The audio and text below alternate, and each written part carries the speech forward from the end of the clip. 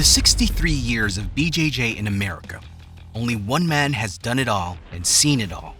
In this century, where records are being broken and champions eventually fade into the background, there's one man who refuses to be forgotten. Rafael Lovato Jr. stands tall above the rest with his remarkable achievements.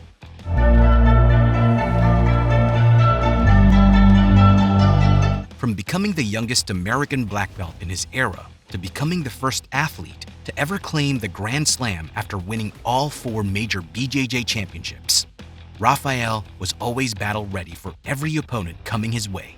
You know, Rafael is in a great year. He's a legacy champion. He's Fight to Win Pro champion. Now he's the absolute master champion. Until he faced an opponent that stood between him and legacy.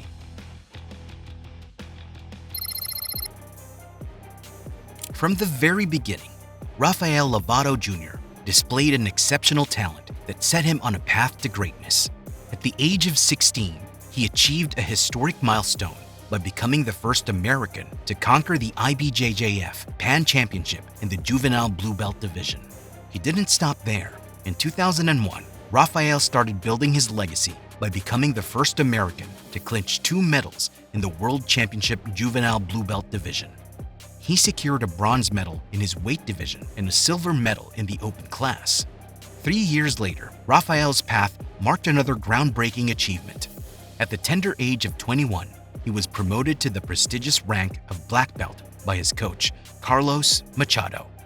This accomplishment not only made him the youngest American BJJ black belt, but also forged a unique title. He and his father became the first American father and son to attain the coveted rank of black belt. Rafael Lovato Jr. continued to make history. Following in the footsteps of the legendary BJ Penn, he earned the title of the second American IBJJF World Black Belt Champion. This victory was just the beginning of a string of world championships, both in gi and no-gi competitions, that would eventually amount to a staggering 8 world titles. The Brazilian National Championship also bore witness to Rafael's dominance. In 2007, he secured his first Brazilian National Championship as a black belt.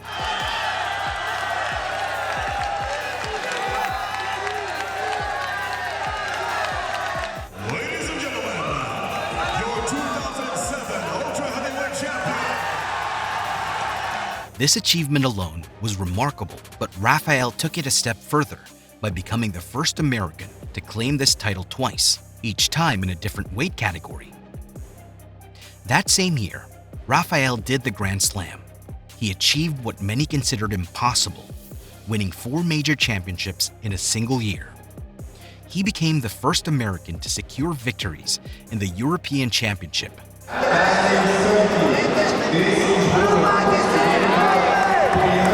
the Brazilian National Championship, the IBJJF Pan Championship,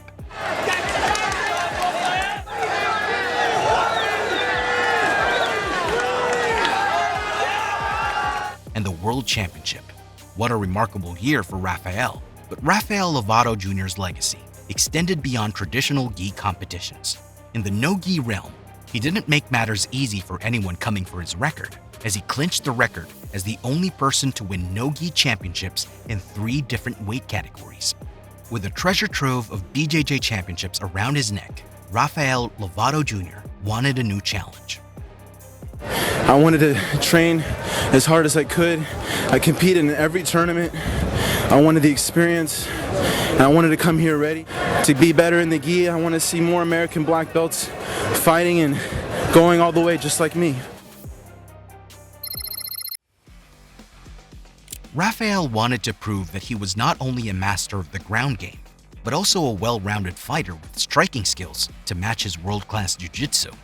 Since he trained in boxing when he was young, it wasn't much of a hassle. In 2014, Lovato Jr. made his MMA debut with a triangle choke on his opponents. Pressiona perto Rafael Lovato. Dá o golpe.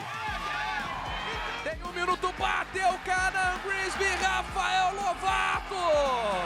Lovato Jr.'s success in the LFC was swift and unstoppable. Rafael made an impressive undefeated record in the promotion. And to put the cherry on top, submitted UFC fighter Kevin Holland. Lovato takes the back. takes the mount, elbows across the forehead. Lovato is just a machine. You're going to go to sleep or you're going to tap out now. Kevin Holland taps out. Then Rafael received the call to fight for Bellator. For Lovato Jr., this was a chance to shine on a bigger stage. His Bellator debut took place in his home state of Oklahoma, and he blew the roof off with a lightning-fast 13 seconds TKO. Rubber legs for his opponent, and look at this flurry of punches. That was all she wrote. With his foot firmly in the door, Lovato Jr. continued to build his reputation in Bellator MMA. He embarked on a tear, finishing his next 4 opponents in dominant fashion. The fact that he was able to win over UFC veteran Gerald Harris further solidified his reputation as a formidable opponent in the middleweight division. These impressive victories cleared the path for a title bout against reigning Bellator middleweight champion, Gegard Mousasi. Not able to finish Gegard, Rafael controlled the fight. 130 seconds. Earned a unanimous decision win. Rip away the title. They'll get to their feet and rise to them here. And went home with a belt. And now the new Bellator Lovato Jr. But Rafael wasn't able to keep it.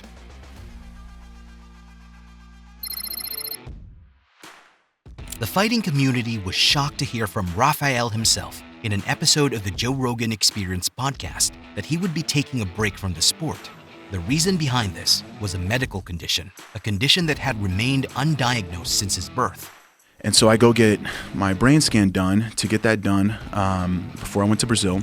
And the radiologist, with really no dude, have you seen your brain before? There's some stuff in here you need to see. It wasn't normal. And he's like, well, this doesn't look right, and you shouldn't be doing what you're doing. He did some research, and he believes that I have a disease called cavernoma.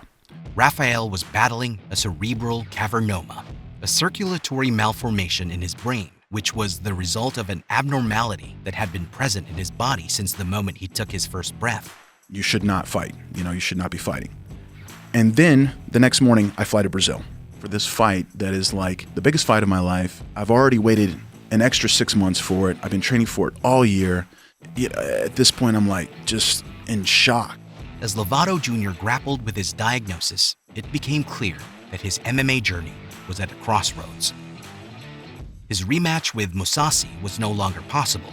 Rafael made the difficult decision to relinquish the Bellator middleweight championship. Retiring from MMA wasn't the end.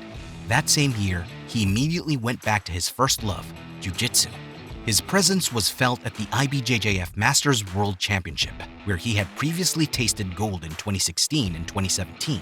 This time, he claimed silver in the absolute division after a closely contested final match against Gregor Gracie.